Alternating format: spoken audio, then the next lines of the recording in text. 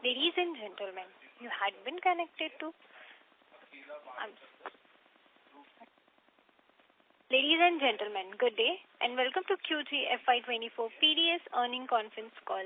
As a reminder, all participant lines will be in the listen-only mode and there will be an opportunity for you to ask questions after the presentation concludes.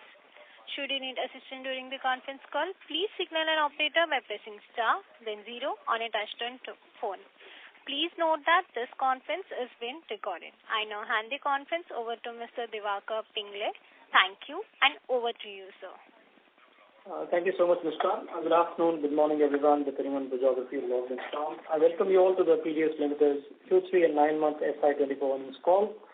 Today from the management, we have with us Mr. Palak Seth, Executive Vice Chairman, Mr. Sanjay Jain, Group CEO, Mr. Rahul Raja, the Group CFO, and Ms. Reena Joseph, the Head of Corporate Finance, M&A and Chief Investor Relations Officer. Please note that a copy of our disclosure is available on the investor section of our website as well as at the stock exchanges. Please do note that anything said on this call which reflects our outlook towards the future or which can be considered as a forward-looking statement must be viewed in conjunction with the rest of the company faces. This conference call is being recorded and the transcript along with audio of the same will be made available on the website of the company and exchanges. Please do also note that the audio of the conference call is copyrighted material of PDS Limited and cannot be copied, rebroadcasted, or attributed in press or media without specific and written consent of the company. With that said, I'd like to hand over the call to Sanjay Jain, Group CEO, for the opening remarks. Sanjay. Thank you, Diwakar. Good morning, good afternoon, and evening to everyone. A very warm welcome to our Quarter 3 and 9 months FY24 earnings call. Before we dive into the quarterly and 9 months operating and financial performance, let's please take a few moments to discuss the current economic and industry landscape that has shaped our journey so far during the year and which we believe will also have an impact in the coming quarters as well. As we step into 2024, the global economic conditions stand at a crossroads, blending challenges with rays of optimism. While the World Bank projects modest growth, there are very promising signs of improvement on the horizon. The ongoing geopolitical challenges, along with the recent Red Sea crisis, is continuing to impact the global trade. However, there is definitely room for cautious optimism. One beacon of hope is the resilience demonstrated by the U.S. economy, which has proven to be a stabilizing force amid the uncertainties around.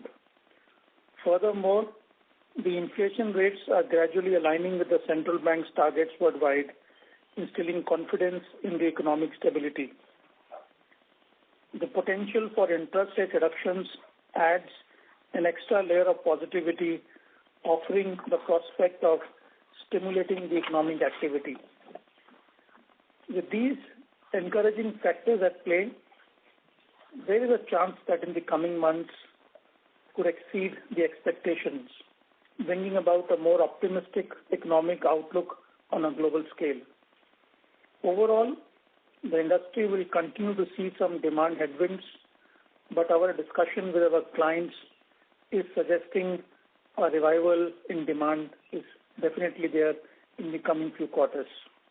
In some way, we believe while we also had first 2 quarters of a decline in sales, in Quarter 3 we are flat, which means we're nearly bottoming out and we're heading for growth in the current quarter and hopefully thereafter as well. While the performance of this quarter has been below expectations, we are confident that this is merely a temporary phase. At PDS, we had to take a call that, should we wait for investing into a robust performance to follow in the coming few quarters, or, should we kind of defer the investment? We made a decision to invest into people who are definitely enabling us making inroads into the U.S. market and now also enabling us make inroads into the Indian market as well. The industry disruptions are presenting new opportunities for PDS to strategically partner with global brands and retailers. Our consistent efforts over the past 2 years are evident in our performance during these challenging times.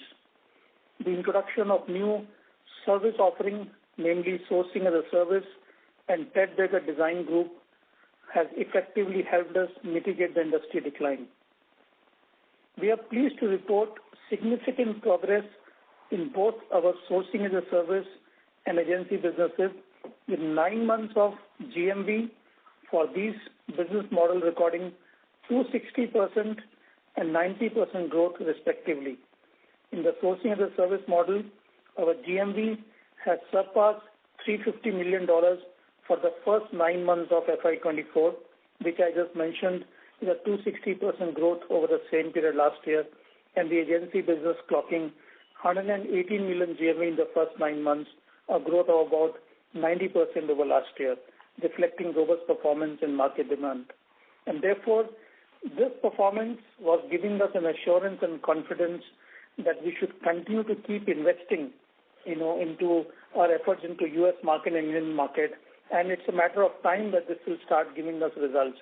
Unlike any normal company wherein the investments typically happen through balance sheet and then you reap the benefits until such time you get into commercial activity, it remains in your balance sheet. In PDS, it actually gets into the P&L.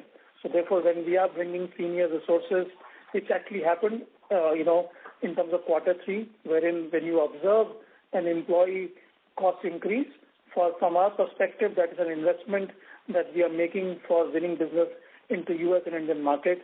But the cost increase is now, but we feel that in about 4 to 6 quarters, one should see a significant impact of this investment coming back. Of course, in the immediate next quarter and thereafter, one should see growth coming back in design-led sourcing. But this investment that we chose to make in the third quarter is surely going to add to more benefits in the subsequent few quarters as well. Aligned with our strategic objective to expand in the U.S. market, we are very pleased and excited to announce that Target, a leading retailer in the U.S., has been added on a platform as a new client. And we are very confident and positive that we just onboarded them this quarter. We'll be gradually nurturing this relationship. Like some of the U.S.-based clients that we've added in the last few quarters is Walmart, JCPenney, and also Kohl's. In fact, to talk about Kohl's, for example, the relationship started with doing fashion business, and as the relationship is maturing, besides fashion, we're also getting into doing core line activity with our customers. So we believe this Target onboarding is a major win for us in the U.S. market, and therefore should lead to scaling of the relationship in the coming few quarters. India also we have chosen to be a focus market for us. And as you know, India is about $100 billion retail market, fastest growing. But now India has prominent retailers who represent a size and scale wherein PDS is well poised to start positioning its service offering to them. And recently we solidified our presence in the Indian market by securing a sourcing as a service contract with Myntra. And this contract is actually to enable them start outsourcing, or sourcing garments from outside India as well. So therefore, PDS is now able to bring its experience of successfully practicing sourcing as a service for brands like Hanes, brands like, retail format like Asta. At the same time, having a global presence, for example, in Bangladesh and other countries, we're bringing these trends now to Indian retailers. And while I mentioned to you about a major win of Target onboarding in U.S., likewise there is a signed customer contract with Myntra for enabling them source from markets outside India as well. And friends, these developments underscore our commitment to expansion, innovation, and strategic partnerships.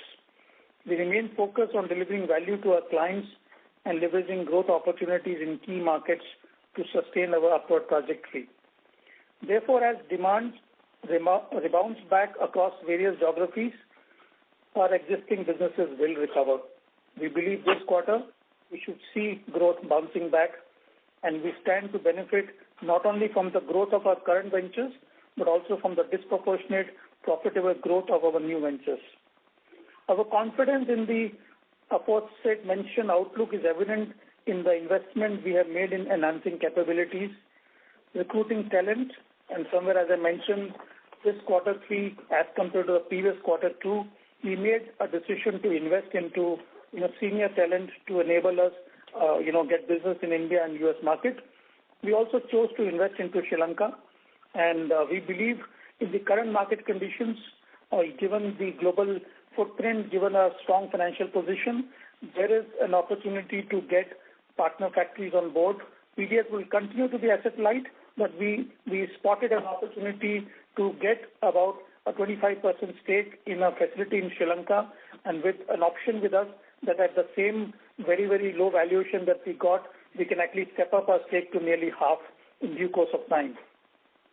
Notably, industry veterans such as Mark Green and Harold Tillman have recently joined PDS, bringing with them their extensive networks. We will leverage their connections to promote the narrative of customized solution that PDS can provide to global brand and retailers. We also recently acquired a new office in Watford, UK, which will house PDS operation close to key customers while showcasing our presence in UK. PDS actually has got now a PDS tower in Gurgaon, which is primarily catering to our design capabilities to support the global operations. It is supporting to our commercial activities for the global operations. While we are using few floors for our own consumption, few we are letting it out to reputed companies. So therefore, PDS tower in Gurgaon, we are running it as an independent P&L. We have an investment in real estate in our office infrastructure in Hong Kong, which is actually housing key of our businesses and global treasury activities. And now we believe this presence in UK, which is primarily house our Poetic Gem operations, and internally this Poetic Gem vertical, which is somewhere closer to $350 million in top line, has itself got a trajectory to be $1 billion in about 3 to 4 years. We believe this office infrastructure that we have invested into UK will reflect the need of the vertical to grow, and also the stature of the organization in terms of positioning its services to reputed clients.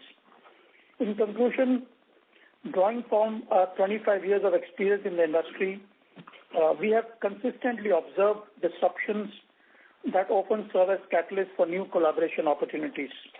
Therefore, we strongly believe that the resilient business model we have cultivated has weathered these challenges times and position us for recovery. In fact, our history tells us that whenever there are tough times, PDS tend to gain manifold in terms of size and a foothold in terms of relationship with the customers.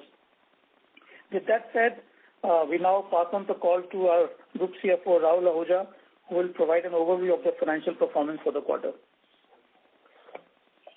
Good day to all on this call, and thanks, Sanjay, for setting the context by outlining the macro challenges and opportunities in today's world. Now let's delve into the financial performance for the quarter and 9 months ended December 31st, 2023.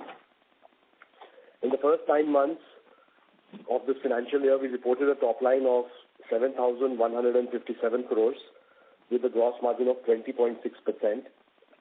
Despite a 9% decline in top line, the value of gross merchandise we handled increased by 19% from 8,978 crores to 10,724 crores.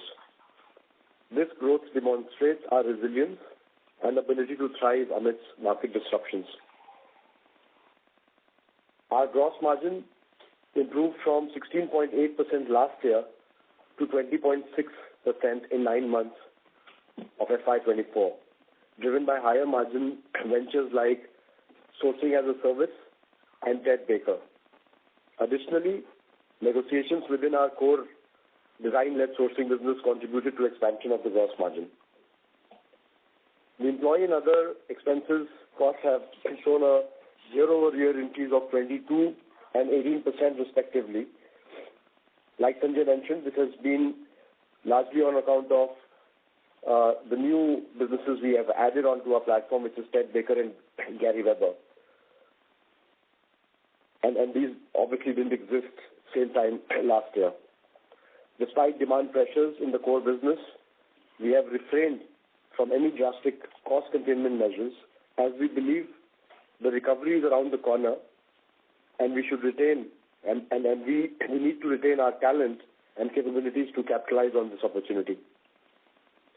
It's important to note that other income in 9 months of the previous financial year included a one-time gain on the sale of real estate, which affects the comparability of EBIT and PAT year-over-year.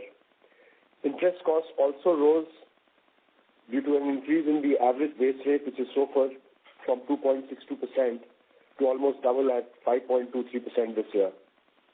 While taxation is higher, it's largely attributed to the Ted Baker operations, which have been profitable from day one, and those profits accrue in a high tax jurisdiction.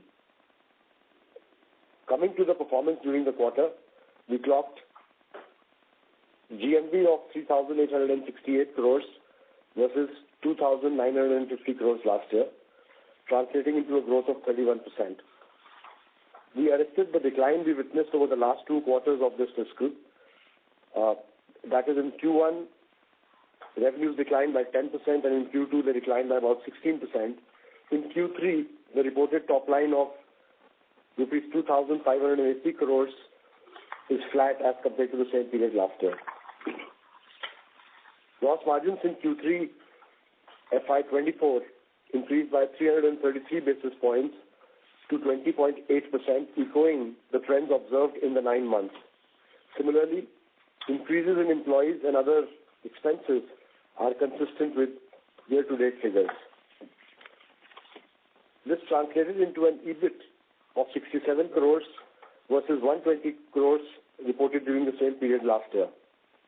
During the quarter, the base interest rate, which is SOFR, increased from 3.82% last year to 5.32% in the current year, translating into higher interest cost. The increase in taxation, as I said, is largely linked to the Ted Baker business, which is in a high tax jurisdiction. Turning to our balance sheets, the net debt has increased from 27 crore rupees to 253 crore rupees year-over-year, whereas in the previous quarter, which is September, this debt was at 178 crore. This increase is mainly on account of the Ted Baker acquisition, which was financed through internal accruals and was partly replaced with an overdraft facility. We have now got a non-recourse factoring limit from our prime bank, which is BC, which would help reduce the debt further. Further, we also invested in the UK property, like Sanjay mentioned in his conversation. While working capital days increased to 9 days this year, excluding the Ted Baker component, our net working capital days stands at 2 days, aligning with our historical performance. The implementation of the non-recourse factoring lines that we have recently got sanctioned for is expected to reduce receivable days, particularly for Ted Baker. Despite these dynamics, our balance sheet continues to remain robust, with strong leverage ratios of net debt to EBITDA at about 0.61 and net debt to equity at 0.22. In conclusion, the resurgence of demand and the promising performance of our new ventures bolsters our confidence in achieving growth in the upcoming quarters and driving steady progress in quarters to come. With this, I request to open the floor to questions, and we will reply to those amongst us. Thank you very much. We will now begin the question and answer session. Anyone who wishes to ask a question may press star and 1 on the touchtone telephone. If you wish to remove yourself from question queue, you may press star and 2. Participants are requested to use handsets while asking a question. Ladies and gentlemen, we'll wait for a moment while the question queue assembles. And the first question is from the line of Akshay from Sam Capital. Please go ahead. Hi, team. Thanks for the opportunity. Can you hear me? Yes, please. Just wanted to hear from the management because last quarter on the call, Mr. Jain sounded very confident that growth will pick up quite a lot in the second half of the year. So just wanted to know the details of what's happening at the customer end as most of the restocking over. Just wanted to delve into a little bit more details because Mr. Jain was really confident that we will end the year with, say, single to double-digit growth rates. Yeah, that's the first question. Yeah, so allow us to answer this in two parts. While I will reflect on the discussion we had in the past, we also have the benefit of our Vice Chairman, Palak Seth, who's dialed in. So I'll be requesting him soon to share his perspective on interface with the customers. But yes, we did anticipate that the growth would be bouncing back in the second half of the year. And somewhere we are witnessing that traction. As I mentioned in my opening remarks, from a decline of sales of 14-15% in the first 6 months, it is flat now in the quarter 3, and we are confident that there would be a growth in quarter 4. So therefore, yes, there is a lag of growth returning back by a quarter or so, but we believe the growth is now there. Amidst cautions, I think I'll continue to be cautious, but this quarter we are witnessing growth traction. And let me request Palak, you want to add in terms of yes, please. Hi. Yeah. Good afternoon, everyone.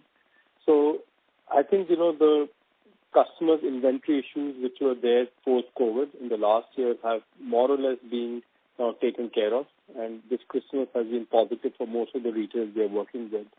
So we are definitely seeing the uptake on consumption in these markets we are operating, but more importantly, the customer base we are working with. So, there's been a lot of cleanup. A lot of the small, medium-sized retailers in the last 12, 18 months have gone out of business. So whichever retailers are remaining, which is predominantly the customer that PDS works with, is beginning to see growth as well. So combination of growth coming from consolidation industry, existing retailers we are working with, getting a higher share of the market, along with cleaner inventory, is, I think, definitely going to drive our growth coming into next year. And already in Q4, we are seeing that impact in our order books. Okay, yeah. Thanks for that. So my second question is more related to the American market. I mean, as you mentioned, you did quite a few hirings in that market. But still, I mean, despite being the biggest market, it only contributes about, say, 12% to our of our business. And also we had plans to acquire a factory in and around Egypt to service the American markets. I mean, also, do we have any acquisitions planned in the United States market, or we'll just hire from the ground up and build business from the ground up? Or is there any acquisition in the United States market in specific? So next year's budget already we are seeing U.S. market share percent of turnover going up to almost 20%. Sanjay just mentioned, Target USA, which is the second or third biggest retailer in the U.S., which is hundreds of billions of dollars, was evaluating close to 150 vendors in the last 18 months to bring on board. I'm very proud to say out of the 150 vendors they have evaluated, only one was bought in, which was PDS. Right? So PDS being an asset-like business model, where all the other groups that were put forward were large asset-heavy businesses. The reason PDS was bought in because, Target US has this whole aim for moving to sustainability innovation, and they saw PDS as a perfect partner to provide them not only design development, FOB, LDP options, but also partnering with them in the journey of sustainability and innovation. So that account alone could be in hundreds of millions, because they don't add a vendor to do $1-2 million business. If they add a vendor, it has to be scaled. Similarly, Walmart, is also one of the largest retailers, as we know, in the world, is surgically looking at PDS and various options. So we feel very confident that, the way we are positioned in the U.S. market right now, and there's restructuring happening in the U.S. market where there's a lot of cost-cutting happening at the retailer's level, and the service providers required to fulfill those requirements, because if retailer doesn't have that cost, they need someone else to take on the cost and service them. So combination of, adding these large U.S. accounts, which typically in 25 years we've been trying, we were not able to get. In the last 6 months we've had these wins, is definitely going to help drive our U.S. business. So our current approach is more organic because, there's a lot of good talent available. We will bring them on board and organically grow with them. It's cheaper that way for us because then we don't have to take on debt and, have, pressure on our balance sheet. But saying that, if you find some small, medium-sized companies which we can get a net asset value or, almost acqui-hire teams and plug and play them on the platform, we will continue consuming those as well. So just last week I spent the time in the U.S. and had meetings with several large retailers. So PDS is the only company, which in the vendor base gets appointments straight at the C-suite level. We're meeting the CEOs of these large S&P 500 and Fortune 500 companies, which are strategically talking to PDS and various options, no other vendor globally has this opportunity that we are getting to engage at the senior leadership level of these retailers, and not only talking about supplying products, but providing services that we offer as a company, either being a vendor with design or becoming a sourcing a service partner or help launch brands for them. So Sanjay had mentioned about Kohl's as well. So we are a vendor to Kohl's right now, but now our recent discussion with the management of Kohl's has been, can you guys take over one of their existing brands, which is a $40 million brand right now, to do end-to-end design development and sourcing, which has a potential to become a $200 million brand in the next 3 to 5 years. So they want PDS to hire a design team and do the whole brand from end to end. So it will be very light touch from the retailer side. So I feel very confident that the US business could probably become 50% of our turnover at a very high base in Europe and UK growing as well in the next 3 to 4 years. Yes, thanks for that. Hope I answered the question, if I may. So I just wanted your industry-wide view on the threat from a lot of the ultra-fast fashion guys, such as Shein and Temu, on some of our incumbent customers and our industry as a whole. Just wanted your view on that. Thanks for that. Yeah, it's a very good question, very valid question also. Basically Shein, and just for information, Shein is very closely associated with PDS at this stage in terms of the senior leadership is talking to us about doing some brand business, and other things, because they see PDS as also a global partner for their needs, especially in the West, because they're a China-based company and they need to launch brands. So they're talking to us, can PDS help them and either develop brands or launch brands? So that just shows association, not PDS seeing them as a competitor or they seeing PDS as a competitor, but as a potential collaborator for future opportunities. But I think the business model they've developed is very fascinating, because they're almost a zero inventory model. They're putting small quantities on websites, seeing the customer reaction, and then going to bulk production within 2 to 3 weeks. So Shein is definitely impacting other online retailers globally. We see in UK alone and Europe alone companies like Boohoo, Misguided, ASOS, Zalando, which were the large online, pure play online retailers getting really impacted. We're also seeing companies which are in fast fashion, like New Look and a few others, which were catering to the young customer segment, also getting impacted. But, PDS does not play in that segment, so our customer base are not these young fashion retailers or these pure play online retailers. So we are not directly seeing the impact of any reduction in demand where these retailers in the West are seeing. Our customer base are predominantly the large volume retailers, who also supply value, like the supermarkets in Europe or the large big box retailers in the US, or also, these kind of specialty retailers like Primark. So at that level, we have not seen too much market share being taken by people like Shein and Temu. But there definitely is something to watch and, also to keep a careful eye on. Another point I want to mention, the Shein supply chain today in China is almost become a commodity. That means there are 10,000 factories in China which have now actually supplying Shein, but they have excess capacity to offer that to other retailers. So PDS China operations has also launched a product for ultra-fast fashion delivery to its customers, where we are able to create a software program which will plug into many of these. Out of 10,000 vendors, we feel around 500 or 800 vendors or factories are compliant to PDS standards.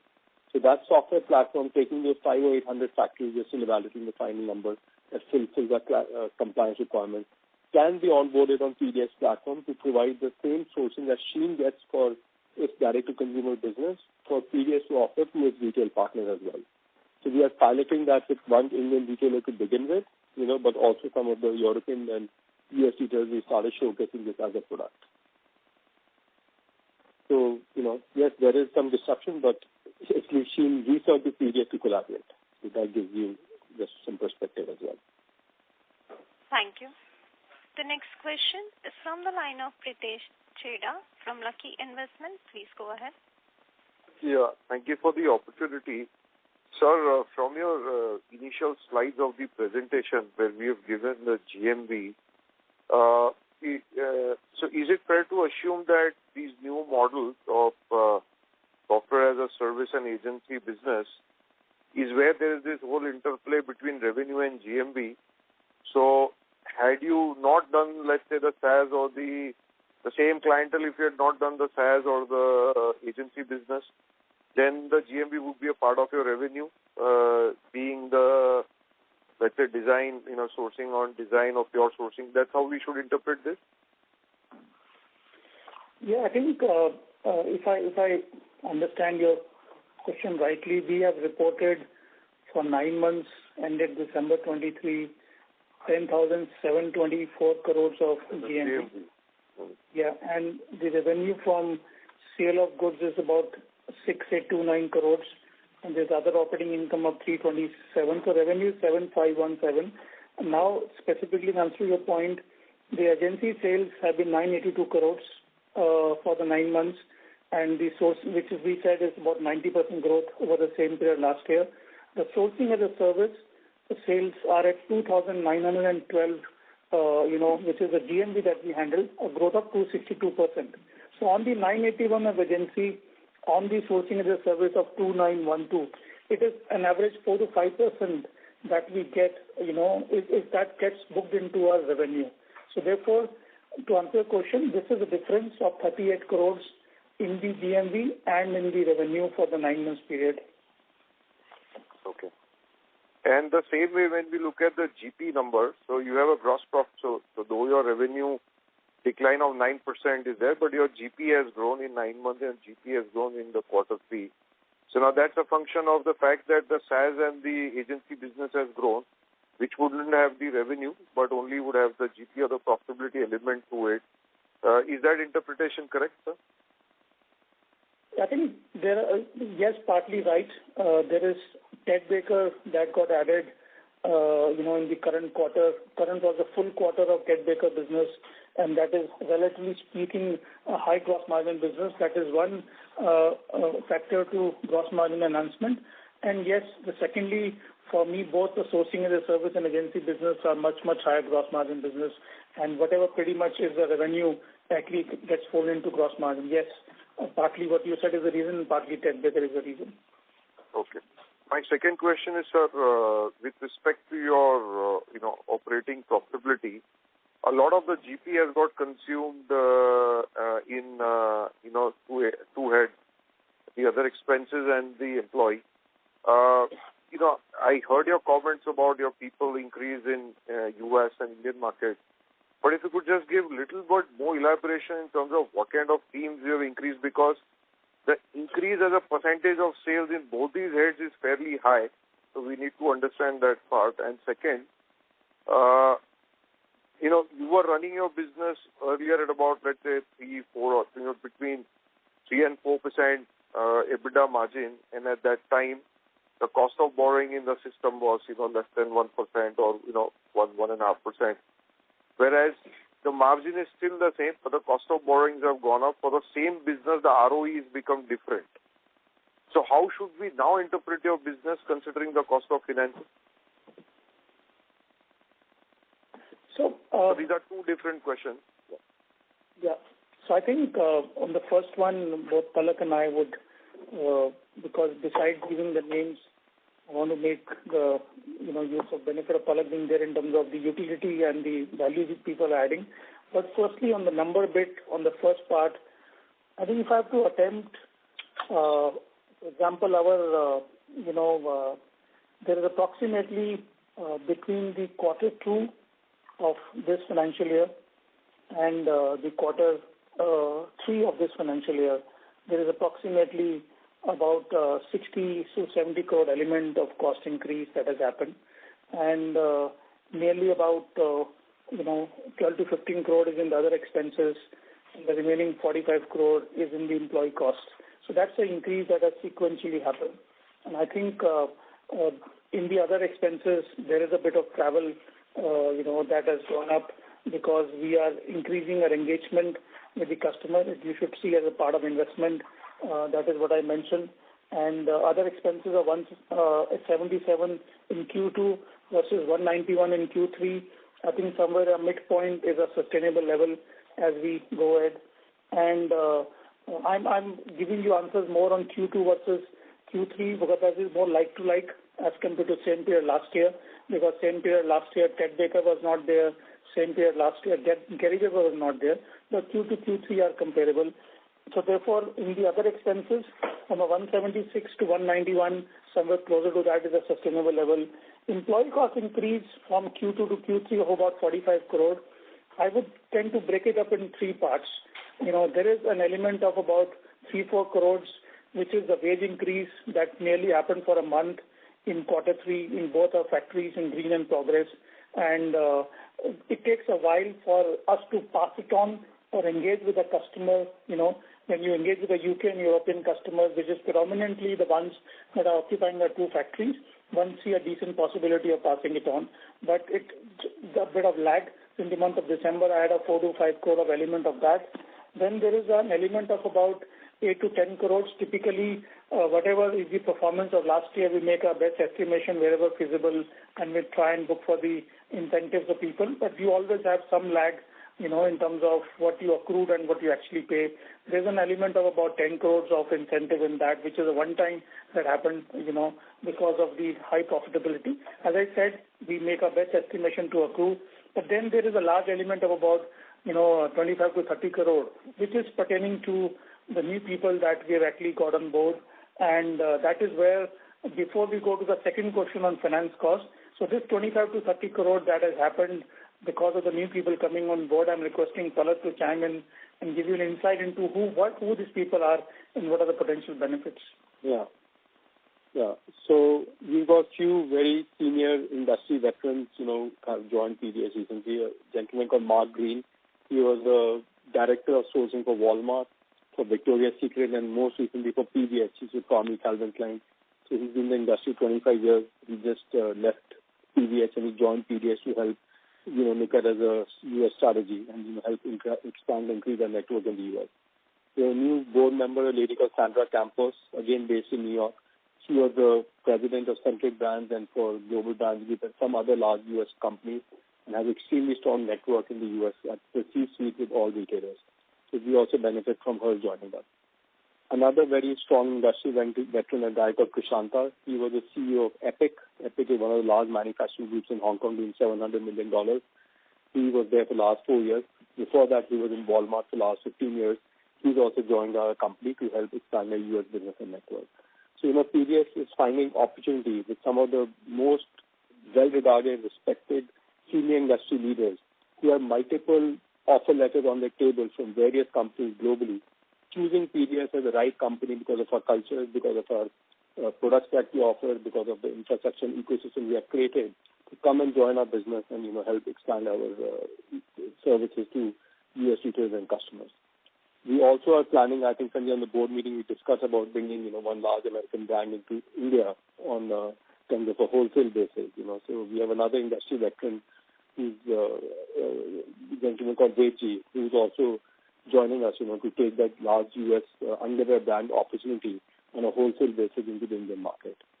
So we are very proud, PDS has become a platform not only for the best retailers and brands in the world, also for some of the banks, who want to reduce the exposure of small, medium-sized companies, wanting to give us additional limits as a platform company to, provide working capital financing to factories and customers, but also some of the leading talent in our industry globally wanting to join us and, offer services to the network being part of PDS platform. So, sir, which means these costs are an ongoing cost, right? But they're ongoing costs without any revenue. So, once these people join, each of them, they are talking about $1 billion revenue. Like Mark Green, who's, got a target that the U.S. business of PDS should become $1 billion in the next 3 to 4 years. Obviously, they're building blocks towards that. So, so the operating leverage will then flow in. Right now, you got hit by the operating leverage because of the cost. That's how we have to interpret these costs, right? Yeah. Exactly, yeah. Because, the talent is available. This is once in a, kind of 10-year industry shift happening because there's a lot of restructuring happening at the U.S. retailer level. So the top talent is getting available. There's a lot of cost cutting at the U.S. retailers that we are doing. They require company to provide services. I for example, was in New York, had a meeting with Tommy Hilfiger himself. The guy who basically is one of the most successful and, obviously well-known retailers globally. And his exact comments were, Palak, he has not seen a company like PDS in his career. He's one of the most formidable retailers around the world. He said the services and the kind of product offers you are giving He's never seen it, and he sees there's a huge potential for PDS to do many things. And even he's like, let's talk, he gets these opportunities coming on a regular basis. He said PDS will be the first company he will get in touch to take care of those opportunities. So I think our US business has not happened last many years, but with the structural changes happening, with the investments of the quality of people we are making, it could overtake our European and UK market in the next 3 to 4 years, or 3 to 5 years. We have to be cautious, but yes, the building blocks are there now finally. ROE? Sorry, just one point to add. I think pertaining to your previous question around the difference in GMV and our own revenue from design-led sourcing, I don't think we are cannibalizing our own business. When we, for example, Asta as a client, what we have been exerted doing with them design-led sourcing, and which is continuing healthy. Of course, the market conditions have impact quarter to quarter, but the relationship is well intact. And it is that tech pack business. Tech pack means the customer is actually, giving designs to factories. And this is a tech pack business that actually typically we are taking over under a sourcing as a service contract, wherein we are supporting the retailer reduce their cost structures of running their own offices or having people on board in managing the factories. So tech pack, I am taking over gradually from retailers under my offering sourcing as a service. My design-led sourcing business is very much intact and is going to grow as well in line with the market. Just to clarify on that particular point. And I think on the finance cost, if I got, and I'll also request Rahul to chime in, our debt utilization levels typically haven't, gone up on an average basis as compared to the same period last year. It is the increase in the finance cost, the SOFR, the base rate, that has actually gone up. And in my opening remarks, I mentioned that one is probably also observing that the interest rate should witness a decline. So therefore, we should start benefiting in a quarter or two from the declining trends in the finance cost as well. So you want to add anything? So I guess, Sanjay, you covered it absolutely right. The base rate has almost doubled from the same period last year to where we are today. And even if you were to see during the year, there's a difference of almost 170 to 180 basis points of increased the rate that we are witnessing. But as we do the journey during the next year, it's anybody's guess. Sooner than later, this trend should reverse in the global markets, and we will then stand to benefit from that as well. Can I ask here my clarification? Yes, please. I understand the rate has gone up and the cost increased, but actually for the same business that you do and for a cost that increases because of the financing, the ROE comes down. So is there a way to mitigate this? For the same business, your profitability becomes lower, right? Your PAT margins becomes lower because finance cost goes up. So is there a way to mitigate all this? Yeah, I think as Rahul was mentioning that we wrote a check of about 150, 160 crore business in terms of working capital that we got into a fold when we got the design group into a fold. That's the upfront investment we made. And now, few months into getting this into a fold, we have got a non-recourse factoring line, up and running soon in a month's time. But we got the line sanctioned from one of our leading banks. That would actually, reduce the capital that we deployed by half. And therefore, from our return on capital employed, which eventually translates to return on equity, we believe whatever we invested, the numerator has started to happen in terms of EBIT. The denominator, the capital employed, we clearly see now an opportunity in that 30 to 60 days to try and squeeze it down by way of utilizing the non-recourse factoring facility. Okay, sir. I'll take this offline. Thank you very much and all the best, please.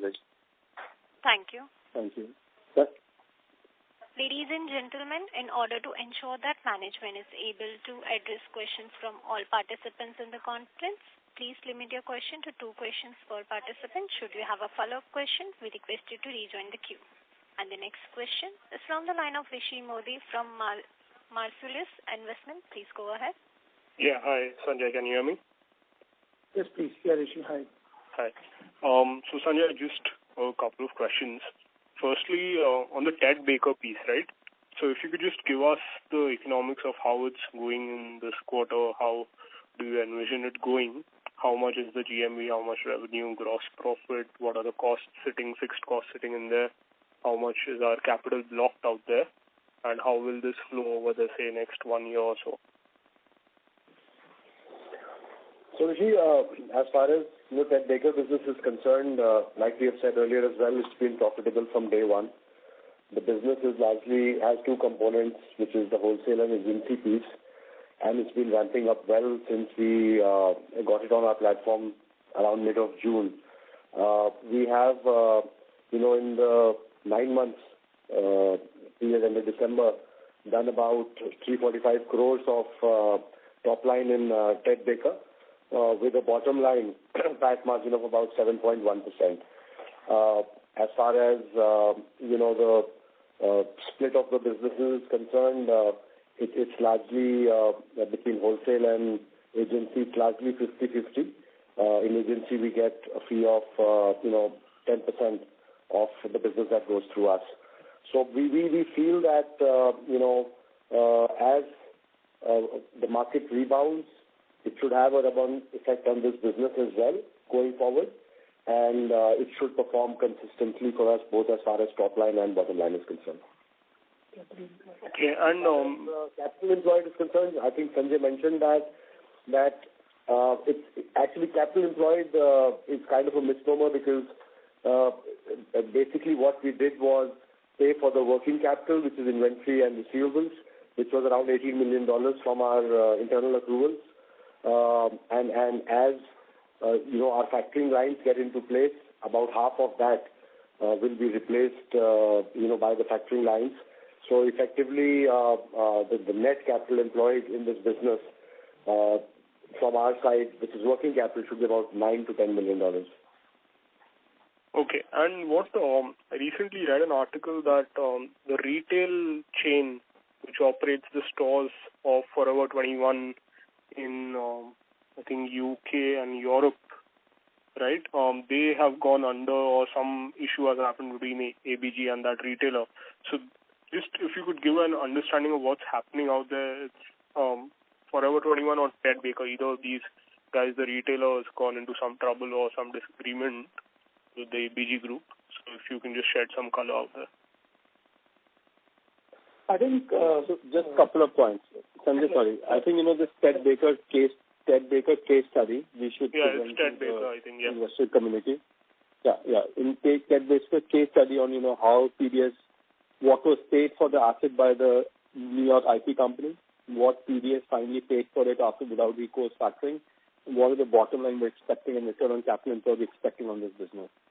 So as Rahul just mentioned, from 18 million are working because of the without recourse factoring, which could take some time to bring on board. Our net capital employed will be down to $8-9 million. And the profit of the business is close to like $6 million in year one. So, the $9 million capital employed, between 5 to 6 million is finalizing a figure for the year, is the profitability of this kind of business model. So it's a highly profitable business model that can be multiplied into various brand management opportunities around the world, because New York IP companies are continuing to acquire various brands, and we need operators like PDS to come and run them. Yeah, no, so Palak, I'm talking about... Hello, yeah. So I'm talking about this issue between Authentic Brands and AARC. Yeah. It's a Dutch company which is running... I'm coming to that. Yeah. So I'm just first clarifying the business model and the multiple options that can come similar basis. So ARC was basically, when PDS got the opportunity, we basically, as a B2B business, decided that we're not going to go into retail, e-commerce or concessions. We will just take care of running the head office, against which we get a commission of anything these retail operators buy from the factories as a fixed commission of 10% on the FOB value, and we run the wholesale, which is predominantly pre-sold, so there's no inventory risk. So ABG broke this business down into various, maybe 10 global franchisees. The retail operators in India, there's Aditya Birla, in China there's someone, in US there's someone. So in UK, Europe, there's an operator called ARC. So ARC was unable to, get the financing in place to operate the retail stores and e-commerce and the concessions that they were supposed to.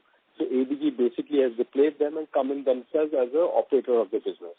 So which is a good news for PDS because, instead of having a counterparty like ARC, which is not a properly fund the business, ABG has decided to run the business themselves for the time being. So they are now capitalizing the business further, putting in close to, I think, 18 million pounds into the retail operation to capitalize it correctly and then, make it more stable and invest in the brand to grow. So ABG is a $40 billion today retail IT brand owner. So for them, any brand they acquire, the stability of the operation is key. They cannot have any issues in any of the operations. So ABG took the right decision that the counterparty in UK and Europe was not able to operate the stores correctly with, the financing required. So they replaced them and took over their equity and running it themselves. So we are in a more stable position now than we were before with ARC as a counterparty. Superb. Second question I had was on the deal wins that we've done, Myntra, Target, and the Indian retailer whom we have tied up with. So how big an opportunity is each one of these? See, they all take time, but I think Myntra probably for year one is around $15 million to begin with, as a baseline of the business. Obviously, it can double, triple in the next 2-3 years, depending on how the business goes. Target US, obviously is onboarded PDS as a vendor, so we're expecting by Q4 24-25, we will start shipping our first orders. We are in the process of onboarding some factories right now. But Target US, is not going to onboard a company to do $1, $2, $5, $10 million. They onboard a vendor to do $50, $100 million. So that can ramp up pretty quickly, So the discussions are happening, multiple engagements are happening with them at various levels. So as I said, out of 180 vendors that evaluate last 18 months, only one was added, which was PDS. So we feel, it could become one of our top 10 accounts in the next 2 to 3 years. Right. And this Indian retailer that you all have tied up with, who is that and how big is an opportunity is that? That is still under, discussing NDA. So once, it's finalized and signed, then we can see. Thirdly, the Noblesware acquisition that we've done, right? What's the FY24 revenue run rate, EBITDA, PAT? FY23, I can understand it looks cheap on FY23, but things are not the same since last year. So just trying to get a hold of how things are moved out there. Well, Sanjay can tell the figures. We'll just mention from my perspective, Noblesware is being seen as a top maybe 5-7 manufacturer in Sri Lanka right now with a very good customer base and a very high reputation.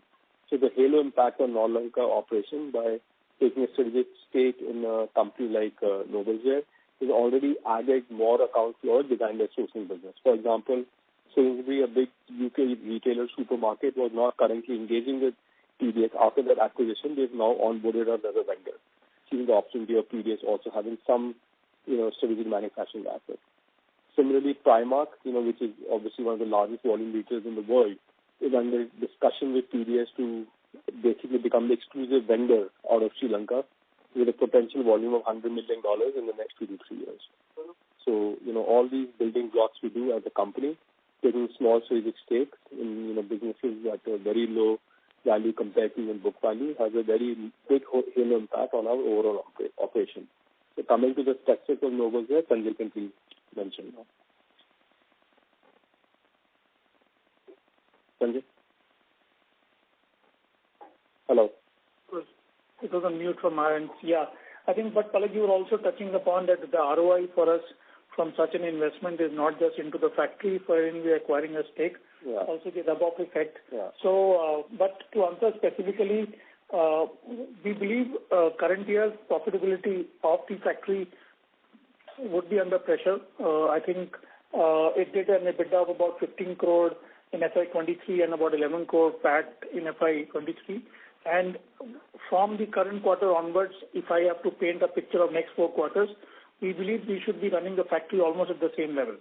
In the last 3 quarters have been a bit troublesome because of the factories running at low capacity because of the global conditions. But we are positive that from current quarter onward to next 4, we should be running the factory at the same level at which we acquire the profitability of. Okay, superb. Finally, just to clarify, you said 30 crores you all have spent in bringing in, I think, 3 people. One Mark Green, second Sandra Campos, and one other guy from Hong Kong. So these guys are getting paid like $4 million USD per year, or how is the working out there? Like this $4 million USD sounds a bit huge for an annual compensation. Yeah, I think there is an element of joining bonus or an onboarding bonus which get expensed off. And then what we have shared with you are the people who are the leaders. They typically bring their own team of 2-3 people, or we give them 2-3 people, so therefore 30 crore is not just the impact of these 2 people, but it's a team that one has taken on board. Okay, got it. All right, fine, super. Thank you and all the best. Thank you. Thank you. The next question is from the line of Varun Gajaria from Omkara Capital. Please go ahead. Hi, sir. Thank you for taking my question. So I just had a question on the Ted Baker and Jerry Weber, the integration. Now it's been seen that in this quarter our costs went up substantially because of the integration of these businesses. So how are the costs expected to look in the coming quarters? Like, are we done with full integration? How is it faring, and how will the margins look now? I think as Rahul gave you an insight into overall Ted Baker financial, and we also mentioned that we expect the traction to continue in quarter 3 that we reported. I think it will be fair to say that both the Jerry Weber getting into a fold and Ted Baker, the cost structures have now actually been captured into the P&L. So it is now normalized in terms of Q3, Q4 onwards. We don't anticipate any incremental cost getting added up. For example, if I have to speak, the Jerry Weber, revenue is like 9 months is close to about $22 million. It was zero. But now on a quarterly run rate, to stay close to the question you asked, the cost are fully factored. We should see the benefits now flowing in on top of it. Okay. That's it from my end. Thank you. All the best. Thank you. The next question is from the line of Chirag from Ratnatraya Capital. Please go ahead.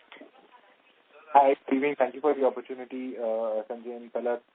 Just one clarification question. The new members who have been brought out, the senior members, they have basically been brought onto our roles. Is that how we should understand this, or is there a different sort of a commercial understanding there? So one of them is on a board, wherein the payment is through a sitting fee, of they playing a role on the listed company board as well as the subsidiary boards. For example, the new board member is also on the board of the U.S. subsidiary to support the U.S. business. So that's on the board part. But beyond that, the others are actually, in the capacity of employees or consultants. Mostly employees that have, in lieu of employment, they are on board. Got it. Understood. Just, couple of clarification questions. One on the factoring side, is it probably correct to understand that once the factoring comes in, that would have a commensurate impact on the gross margins? Your realization should go down a little bit there, given that you would get that money earlier and get it factored. Is that right, or am I missing something there? In fact, it's an interesting point. There are 2 facets to actually, the factoring cost is actually get into my finance cost. So to that extent, it does not impact the gross margin negatively at all.